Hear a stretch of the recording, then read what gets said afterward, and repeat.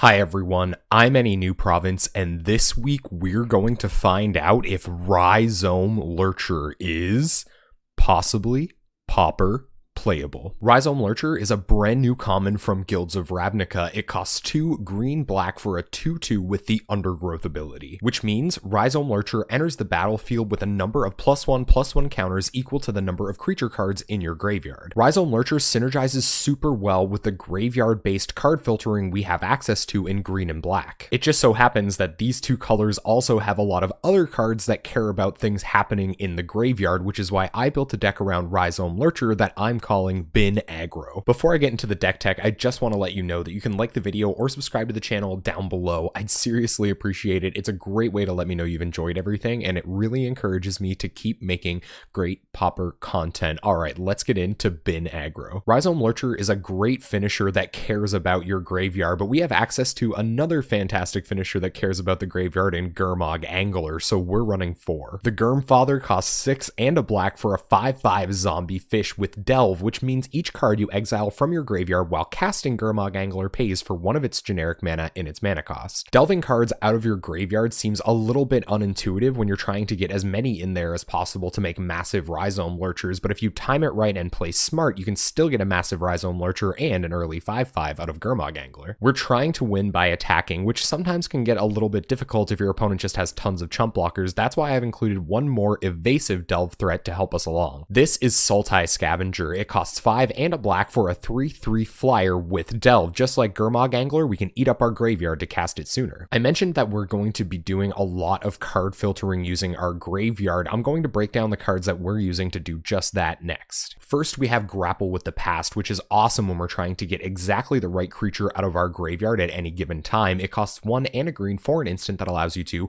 put the top 3 cards of your library into your graveyard, then return a creature or land card from your graveyard to your hand. Some decks are going to have a hard time answering a 5/5 Gurmag Angler or an even larger Rhizome Lurcher, so when we get them back with Grapple with the Past, we really put them up against it. They're going to need 2 or 3 more answers to do anything about that creature. We're also running 4 copies of Grisly Salvage, which cost green and a black for an instant that allows you to reveal the top 5 cards of your library. You may put a creature or land card from among them into your hand, put the rest into your graveyard. Grisly Salvage is such a powerful spell. You just get to look at so many cards, and we don't really care about anything going to our graveyard because we can eat it up with our Delve creatures or make our Rhizome Lurchers even bigger. Finally, we have a little bit of raw card advantage in Thorn of the Black Rose, which costs 3 and a black for a 1/3 death touch, and when it enters the battlefield, you become the Monarch. Being the Monarch means at the beginning of the end step, you draw an extra card, but if someone who isn't the Monarch deals combat damage to you, they become the Monarch. It's like introducing a Howling Mine to the game, but you have to be very careful to protect it. I'm really happy to run 1 copy of Thorn of the Black Rose here. We have a lot of card filtering spells to find it when we need it, and some decks just completely fold to an early Monarch. Next, I'm going to talk about a few cards that help along with those graveyard synergies, but also go really well with our main plan. First, we have Pulse of Murasa. Pulse of Murasa costs 2 and a green for an instant that allows you to return target creature or land card from a graveyard to its owner's hand. You gain 6 life. For starters, 6 life is huge. Those burn and aggressive decks have taken multiple turns to deal that 6 damage to you, and you just get it right back. But also, Pulse of Murasa just lets us reach into our graveyard and get back that massive Rhizome Lurcher we need to close out the game. Next, we have Shambling Shell, which costs 1 green black for a 3/1 plant zombie. You can sacrifice to put a +1/+1 counter on target creature, and it has Dredge 3. Dredge 3 says if you would draw a card, instead you may put the top 3 cards of your library into your graveyard. If you do, return Shambling Shell from your graveyard to your hand. Otherwise, you just draw a card. Shambling Shell's Dredge ability goes a really long way. We need to fill up our graveyard for our Lurchers, our Anglers, and our Scavengers, but also that +1/+1 counter can really matter sometimes when you're trying to push through those last few points of damage. Bin Aggro is at its core an aggressive deck, so we've included a lot of very aggressive creatures to help us start promoting damage to our opponent's face early. That package starts off with Woodlurker Mimic. Woodlurker Mimic costs 1 and a hybrid Golgari mana for a 2/1 shapeshifter. Whenever you cast a spell that's both black and green, Woodlurker Mimic has base power and toughness 4/5 until end of turn and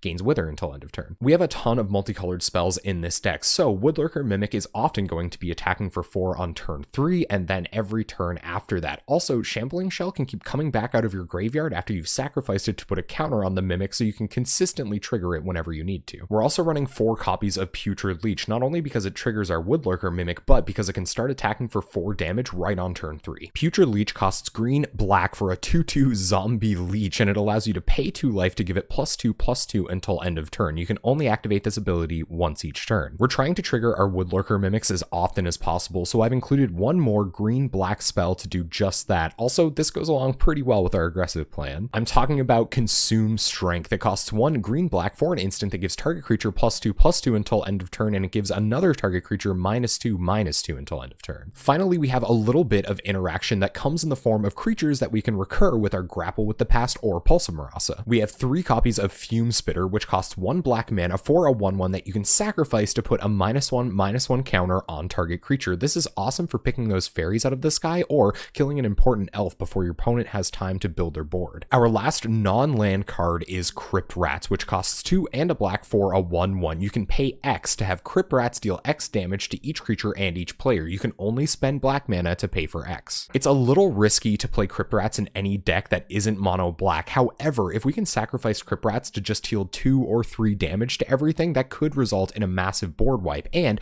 we can keep buying it back from our graveyard to wipe the board over and over again. Alright, let's have a look at this mana base. First, we have 4 copies of Evolving Wilds. Great fetches, they go to the graveyard for our delve creatures, and they get us a little bit more black mana for Crypt Rats. We even have an extra copy in Terramorphic Expanse. It's the same as Evolving Wilds, but we want a lot of these sacrifice lands to fill up our bin. Because we're only running 21 lands and we want to cast 4 drops, we have 1 copy of Golgari Rot Farm, your Karoo in green and black. Our last non-basic lands are 4 copies of Jungle Hollow. They enter the battlefield tapped and gain you a life. When they're untapped, you can tap them for green or black. For our basics, we have 6 forests and 6 swamps. We want a lot of untapped mana so that we can hit our 2 drops on time and start attacking our opponent for 4. Alright, let's have a look at this sideboard. First, we have 2 copies of Duress for pulling troublesome cards out of our opponent's hand. We have 2 copies of Moment's Peace that we can mill over with Grizzly Salvage and then use if our opponent is going in on 1 attack. We have 2 Doomblades for instant speed removal. Maybe we'll hit a ninja with them. We have 2 copies of Mephitic Vapors, the brand new Wrath Against X ones that lets you surveil too, which is pretty sweet.